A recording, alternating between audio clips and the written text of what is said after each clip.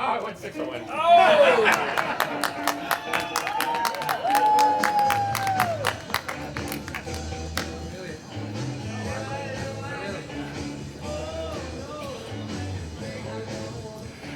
Okay, campers, rise and shine! And don't forget your booties, because it's cold out there today. It's cold out there every day. What is this, Miami Beach? Not hardly. And you can expect hazardous travel later today with that blizzard thing.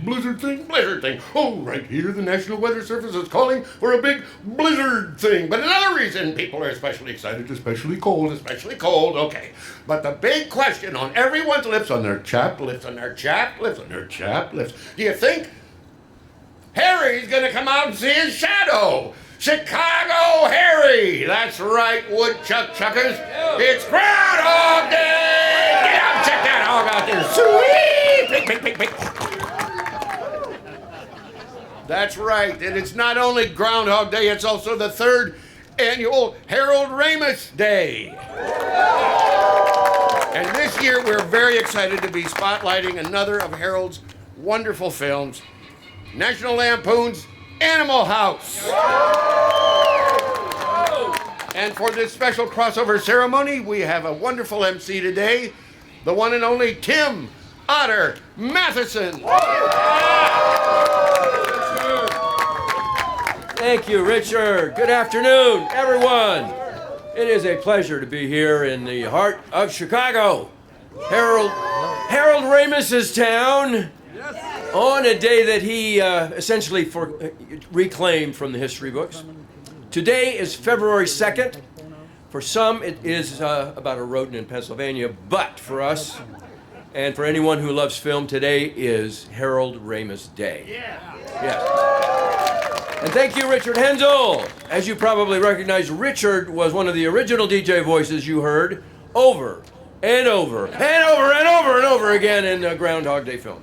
Now, I played Delta Rush Chairman Eric Stratton, Otter, in Animal House. And I am damn glad to be here for a special celebration of Harold Ramis and his comedy classic, Animal House, on Groundhog Day.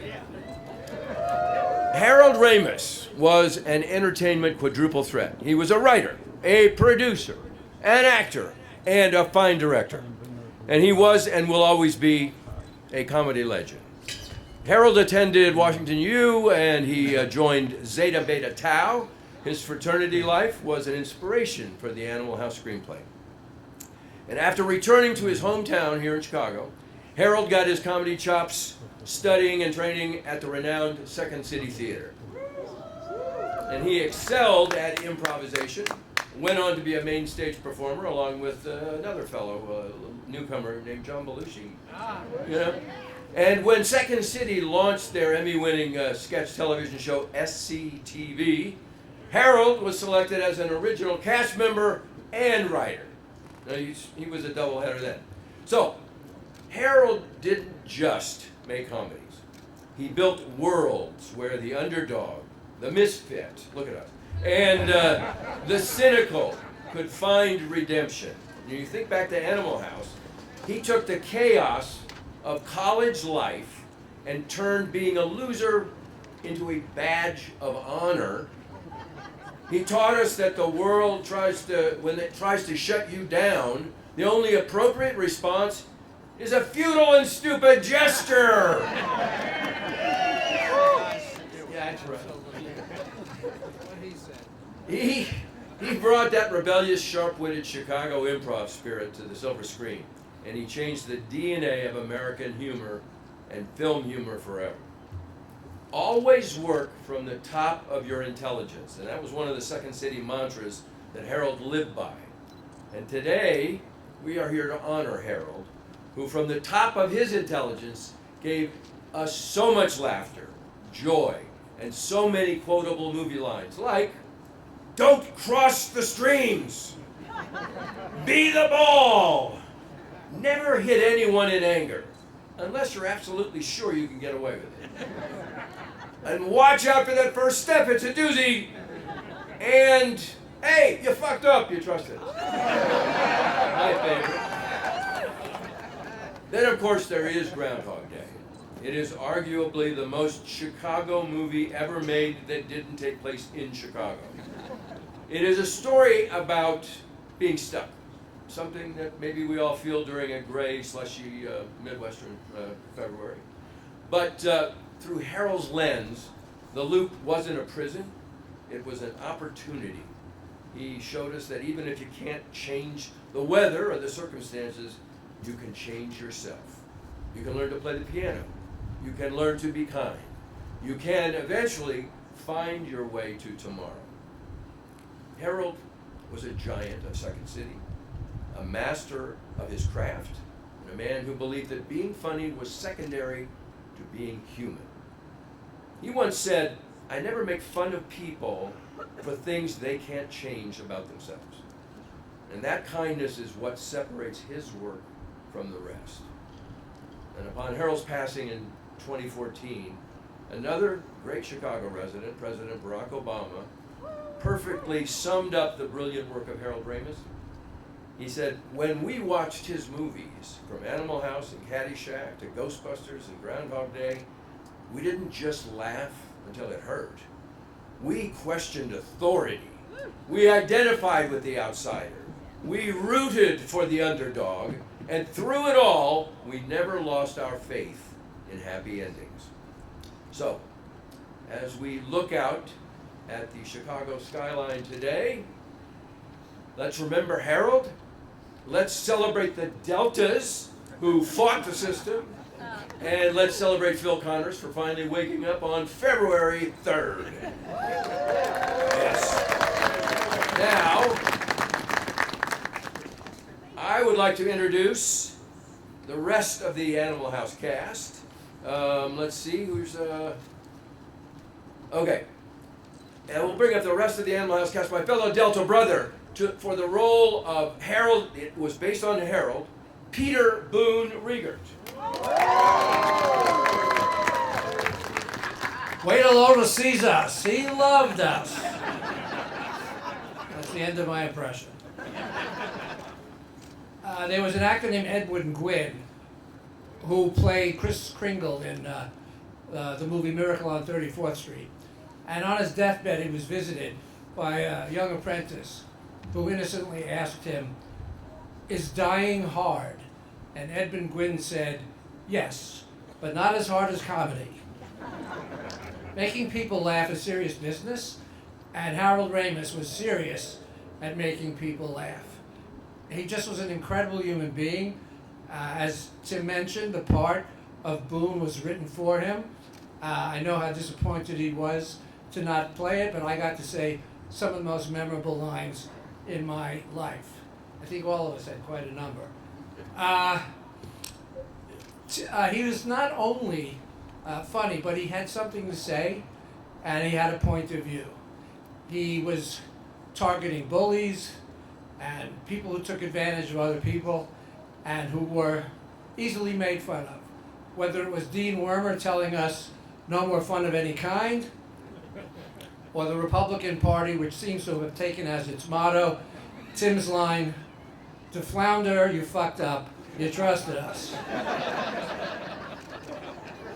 But besides a great sense of humor, he had a great heart, and he put the two together to create an amazing movie which is suitable to today, called Groundhog Day, in which a character, played brilliantly by Bill Murray, learns that if he doesn't learn to care about other people or open his heart to love and being loved in return, he will spend eternity repeating every day the same after the other.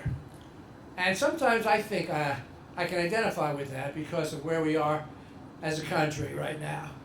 I don't mean to wax too philosophical, but I wake up feeling like it's Groundhog Day. But I'm not waking up to Sonny and Cher. I'm waking up to gloom and selfishness. However, I think when I feel down and maybe a little concerned about maybe our democracy is over, I remember the eternal words of my brother Bluto Blutarski, who said, "Over? Nothing's over until we say it's over." Do the Germans, what do we, What's that line? Was it over when the Germans bombed Pearl Harbor? Well, he got the bombing country wrong, but he got the sentiment right. And that is, as long as we get up and keep fighting for other people, we're going to be doing okay. So here's to Harold's memory. Thank you, Chicago, for inviting me. It's always great to be here in such warm weather. And thank you so much for just being part of Harold's legacy. Thank you. Okay. Thank you, Peter. This was Delta House's harried but always upbeat president, James Hoover Widdoes. Hello, Chicago. All right.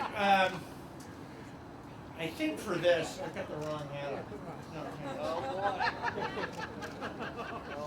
Okay. What do you got in there, Gee, Jamie.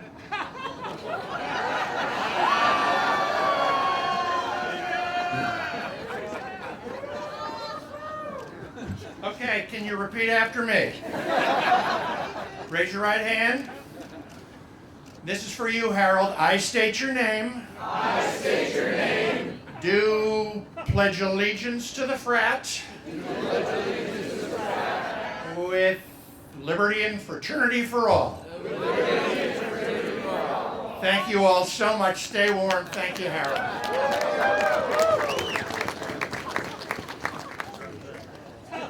And now let's keep the boos and hisses to a minimum as we bring up the Omegas. He played Greg Marmalard, the smarmiest student at Faber College, James Daughton.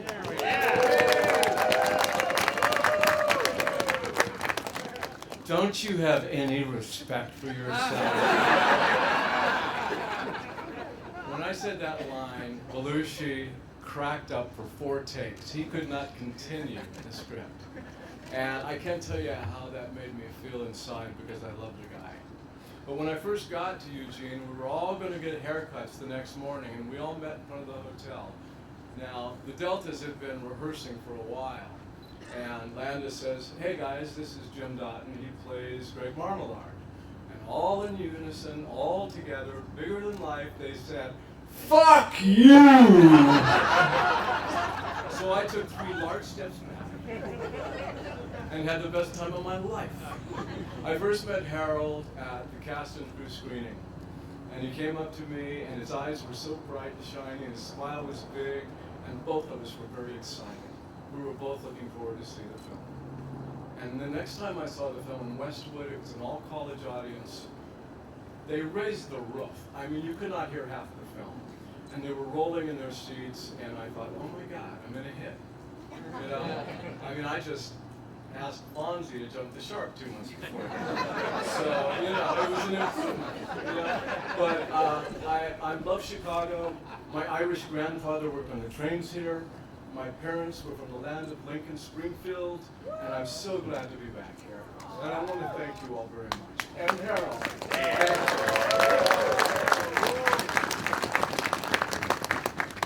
Okay, from the smarmiest to the most sadistic man on campus, Sergeant at Arms Douglas C. Niedermeyer, Mark Metcalf. Thank you, Tim. As usual, I think you've said almost everything there is, and then you talk some more. The Omegas, I believe, were vastly misunderstood. And I've suffered from that all my life. Ever since. I mean, we were the Nixon Republicans. I mean, wouldn't you rather have a Nixon Republican in the White House right now than the person that there is there now? This is wonderful, and thank you, Chicago. Thank you, Harry Caray. Thank you, everybody involved, for inviting me to come here and see you people and come back to winter. I've just been in Maui for 2 weeks. This is quite a change. At first, it wasn't a welcome change, but your warmth and enthusiasm has changed me, or that opinion of mine. Thank you very much, and enjoy yourselves.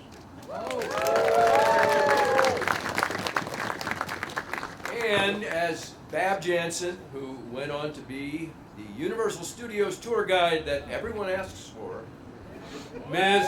Martha Smith.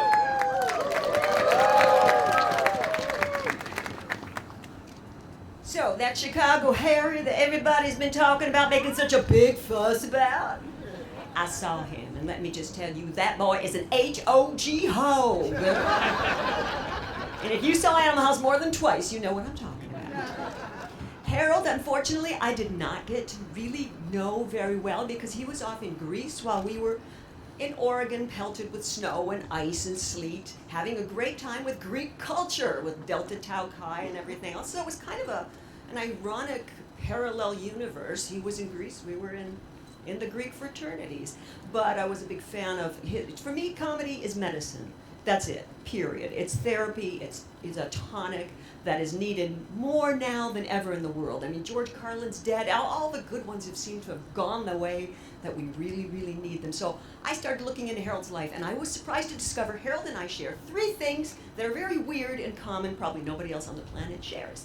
Okay, so let's see if you fit in this category. Number 1 weird thing, we both worked in a mental institution when we were young. True story, and we both found that was a really helpful exercise for dealing with Hollywood later on in life. Also true. Weird thing number 2, we both worked for Playboy right here in Chicago. Although I believe Harold got to keep his clothes on for his job. I, on the other hand, was Miss July 1973. Yeah, it was a long time ago. I was the first toddler playmate in history. Just kidding, they didn't do that. And weird thing number 3, of course, we both worked on Animal House, which was such a pleasure to breathe his lines, I don't know exactly which lines were his, but all 3 of them, Chris Miller, Doug Kenny, and Harold Ramis. Those lines, those characters, what we got to do effortlessly and without having to improv, but a tedious little bit, was really a gift, and a gift to all of you for eternity that endures and endures. So thank you so much, Harold. I wanted to do something with Greg. I don't know if he's game. This is a nod to Groundhog Day. If you want to do it? You started. Okay. Then put your little hand in mine. There ain't no hill or mountain we can't climb. Babe. Babe. I got you, babe. I got you, babe. I got you, babe. I got you, babe. He's She's got trying to me, talk babe. me into this, and I'm like, okay. He's still got a crush on Mandy. What am I gonna do? Oh, one more thing. Take the mic. Yeah, I'm sorry, but you'll come back. Mandy said to give her love here.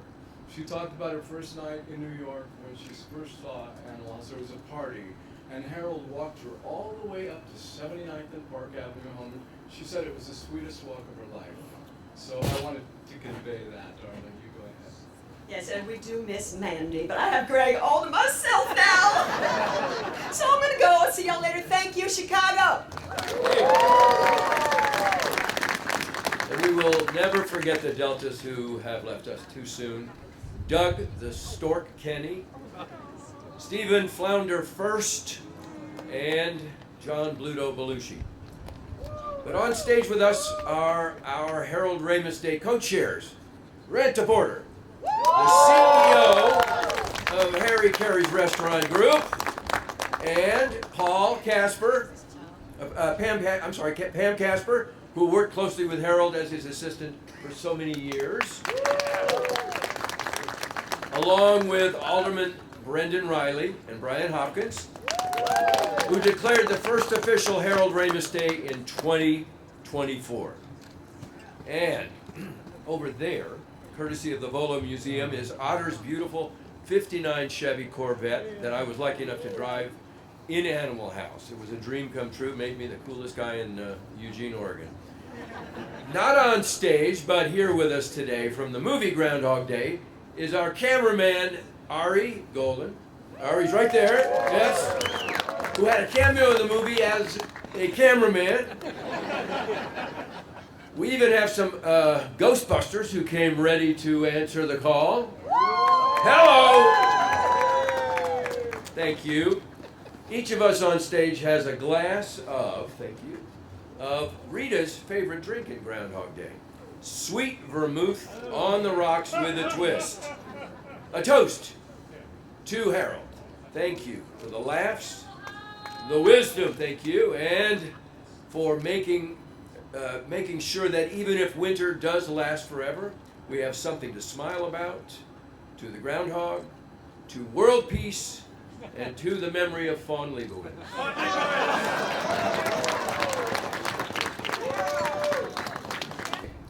And now, it's Groundhog time.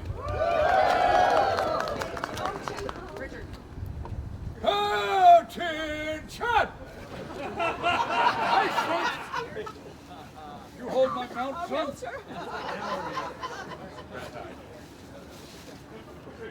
What's that on your chest, mister? A pledge pin, sir. A pledge pin! On your uniform! You will report to me at 0900 every night from tonight and on to the stables. Just report and forget everything I just said.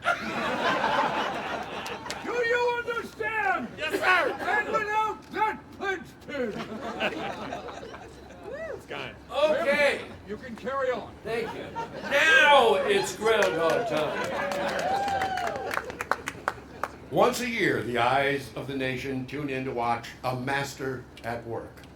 The master, Chicago Harry, the world's most famous weatherman, the groundhog who, legend has it, can predict the coming of an early spring. So I guess the question we have to ask ourselves today is, does Harry feel lucky?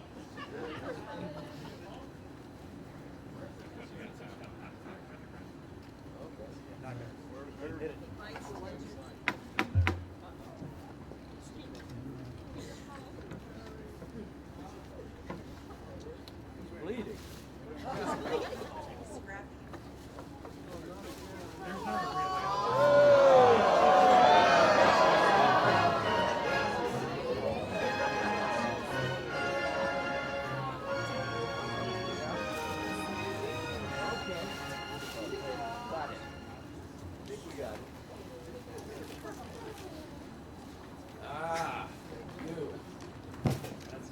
This February 2nd, Chicago Harry, the herald of heralds, the seer of seers, the prognosticator of prognosticators, emerged reluctantly but alertly in Chicago, Illinois, and stated in Groundhogese, it's very similar to Otterese, I definitely do not see a shadow.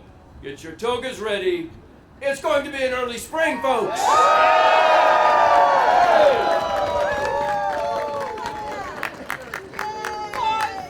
Stage photo.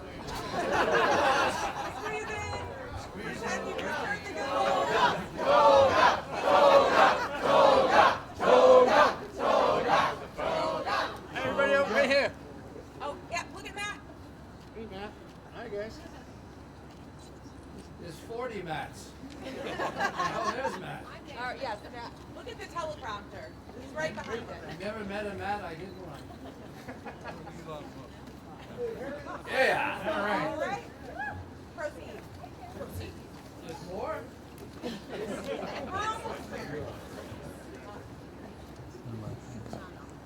Hi, everyone. I'm Grant Porter. Welcome. I'm a co-chairman of Groundhog Day, along with my co-chair here, Pam Casper. I want to thank the cast of Animal House. It's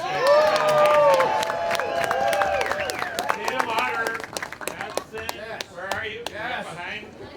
We have James, Hoover, Widdoes, Peter, Boone, Riegert, Richard Hensel from Groundhog Day. We got Mark Niedermeyer Metcalf, Martha Babs Smith, and James Greg Marmalard Daughton. And of course, we got over here Alderman Hopkins, who is playing the role of Mayor DePasto, and Alderman Brendan Riley, who played the role of Dean Wormer.